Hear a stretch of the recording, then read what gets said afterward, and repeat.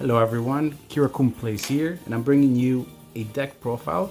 Today we'll be showcasing the new Noble Knights, Infernoble Knights. This is a really cool combo deck, and I'm really excited to be showing you what this is capable of doing.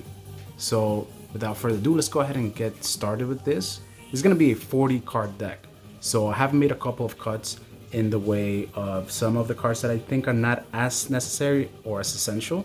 So let's go ahead and get started.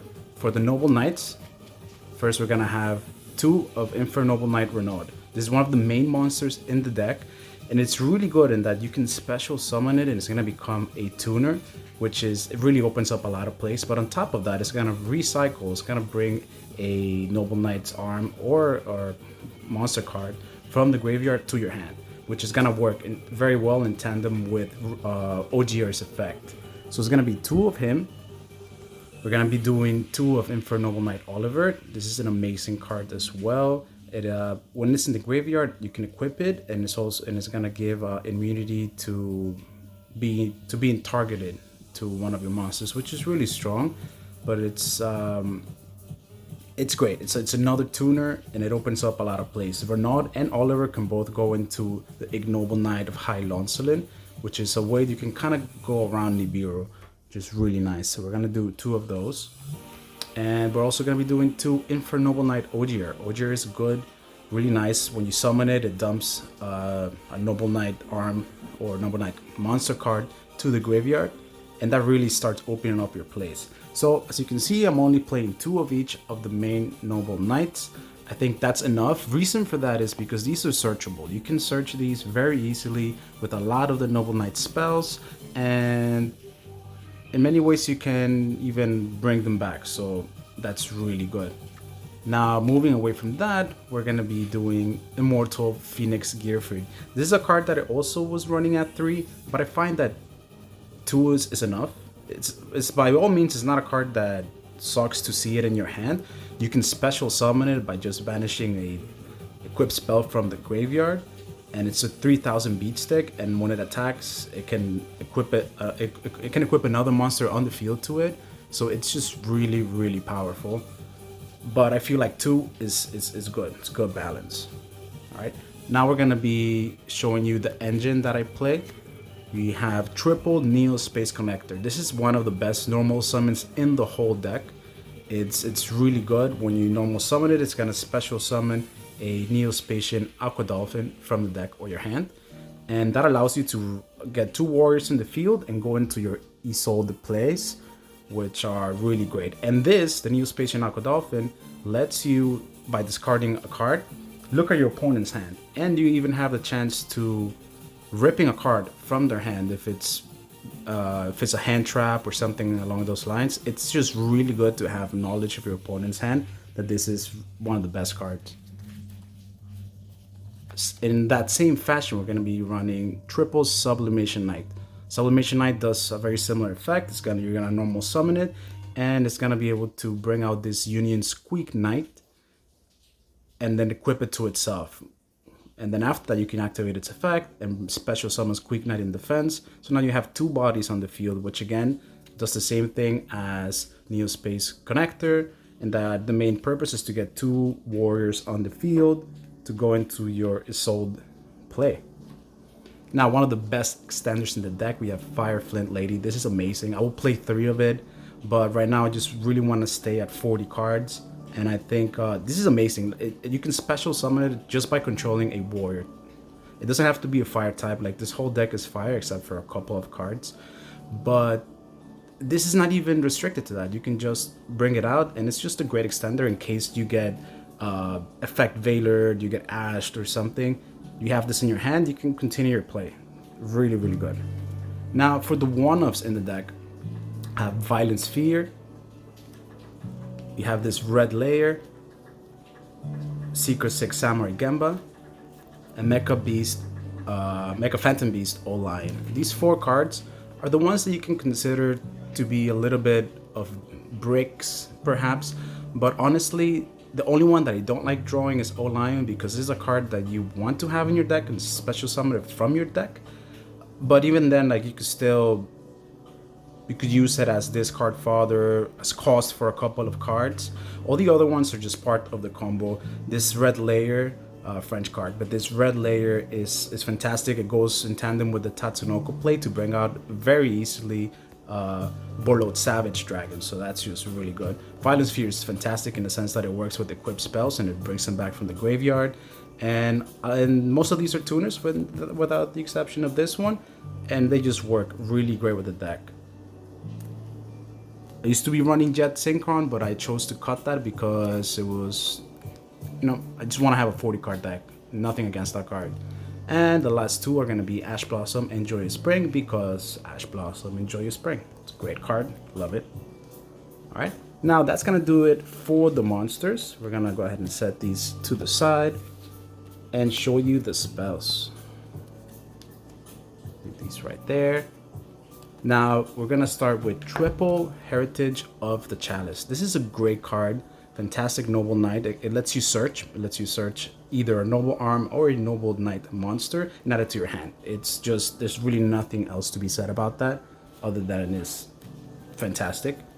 We're also gonna be having, in the same fashion, Infernoble Arms Durandal. But it's really good as well. It lets you equip it to a monster and you can search for another one and add it to your hand.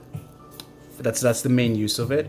So essentially you have triple search, and we also play Rhoda because we play mostly warriors. So now we have 7 cards that can be used to search any of your plays, fix your hands, and odds are you will open one of these, if not the cards that you actually need. So these are fantastic. Right, now for the other Noble Knights arms that we have Noble Knights Arthuritor and Haute Claire. These are great. This lets you pop back row. This lets you attack twice in the battle phase. And you really want to have these equipped spells in the deck, or be able to use them, since this comes through in some niche situations, this Haute Claire. But the Arthuritor is really nice as well, both of them. You could use Isolde's effect to mill a couple of cards and they become really live after that. We also have a Divine Sword Phoenix Blade. It's just another Isolde target to mill, and you can just banish monsters from your graveyard to add this back to your hand. And it's something you can equip to Charles and even trigger his own effect, which is really good. We have Living Fossil because we like Monster Reborn. We like stuff like that. That's really good. And talking about that, we like Broken One-Ups, Monster Reborn. Broken One-Ups, again, we have Smoke Grenade of the Thief. Now this card is insane. It's most likely gonna be hit in the ban list at some point very soon. It's just too good. It's just too good. Your opponent can start their turn with 2 cards already, like less than that. You can and it's not like a hard once per turn. It's just so easy to abuse this card in this deck. And the last 3 cards are gonna be Called by the Grave. Now I don't have triple tactics talent or any of those fancy infinite impermanence. I find this does the job very well. Protects me against hand traps and stuff, and for now this is what I'm gonna be running. So that is the main deck. Let's go ahead and take a look at the extra deck. The extra deck is also really nice. So needless to say, we're gonna be playing 2 Isolde, 2 Tales of the Noble Knights. It's really cool that this card can finally be played in its own archetype. Like, it's really nice. This is the backbone of all your plays. You want to have 2 in case one of them gets negated. You can always go back into it. Amazing card. Not much more to say about that. We're gonna be having Link Cross again, another candidate to be banned very, very soon. This card is degenerate. It's gonna summon tokens, and you can just start synchro summoning from there. It's insane. We're gonna have Crimson Hockey Firebrax, which is of course the bane of the current meta. It's being played in so many decks, and this deck definitely takes advantage of it. We're gonna use this to summon out a tuner from the deck and just really like go off from our place. Another one, Mecha Phantom Beast Auroradon. This summons 3 tokens, and on top of that, you can pop itself and another card to bring out O-Line from the deck, another tuner. So it's just the plays that you make with this are insane. And the last link is going to be Boral Sword Dragon. A lot of people use Access Gold Talker. I don't have that card, it's a little expensive. But if you're just going for game, if you have enough bodies on the field, Boral Sword Dragon is gonna do it.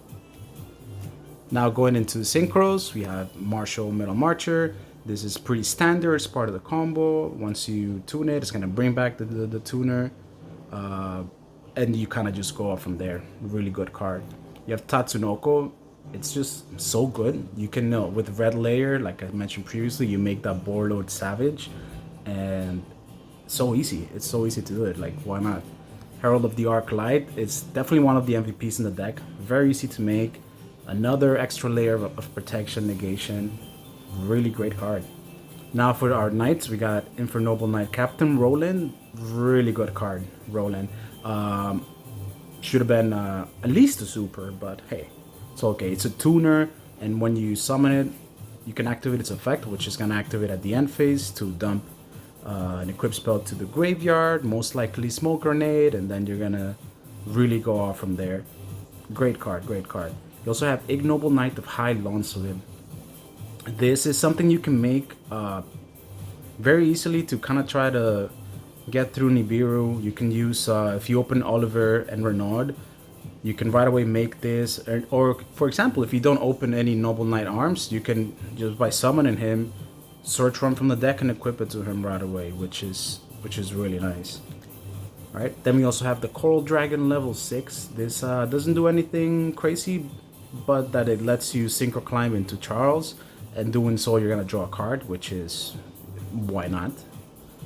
And also another of the MVPs, Borlo Savage Dragon, is so good. It's just unbelievable how good this card is. You can equip a link monster that you've used. Any of these link monsters you already have in your graveyard, and have about 2 to 3 negations, which is insane. And then we have Infernoble Knight Emperor Charles. Definitely the main boss. This is ridiculous. You know, you're gonna equip.